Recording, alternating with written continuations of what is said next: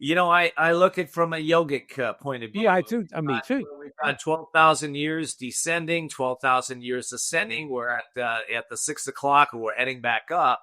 Doesn't mean we're not going to have a lot of challenges, but it's all kind of designed perfect, John. From my point of view, it's designed for us to somehow learn and grow out of this earth plane.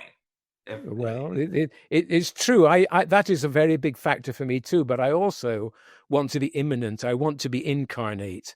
I want to be able to, as says in Shakespeare, set death in one eye and honor in the other, and look upon both indifferently. And Carl Jung said, reality lies at the point of tension between the opposites. The left doesn't have it. The right doesn't have it.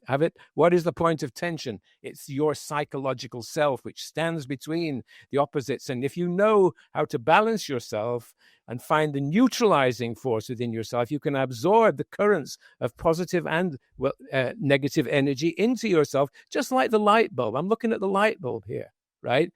You take the plug away from that, break a prong off, stick it in the wall, nothing will happen. You put positive and negative in there together, bingo, the light comes on. The problem for spiritual people is they don't want to act, they can't release the light that's trapped inside the darkness. I can't talk, you can't even use the word negative. This is ridiculous because then you've only got one prong. Right? Well, the problem with that is if we don't embrace our negative, we never grow. No, and We stuck. Jung said, our task is to release the light that's trapped inside the darkness. God forms the darkness and the light. Are we going to curse the dark? Diamata said you can't get it out. You can't get darkness out of the room by beating it with a stick. You have to turn on the light. But a lot of bliss bunnies think, I'm so spiritual, and they're pure spirits on earth floating around on a perfume cloud and everything. They can't knock a nail in a piece of wood. I mean, come on. We've got to be practical spiritual people, spiritual warriors who can look the world in the eye. And when something isn't working, it isn't right, and say, no, I'm not going to buy into that. And when something is, I'm saying, well, I'm going to swept away because this looks so positive and good.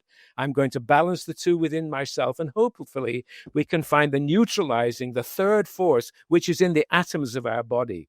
You've got the electron and the proton, and they're doing this. They're positive and negative in every atom of your body right now. And the neutron is the neutralizing force that calms those down. When we meditate, Ken, as you and I have done for years, what happens is the neutron increases and it calms down the positive and the negative.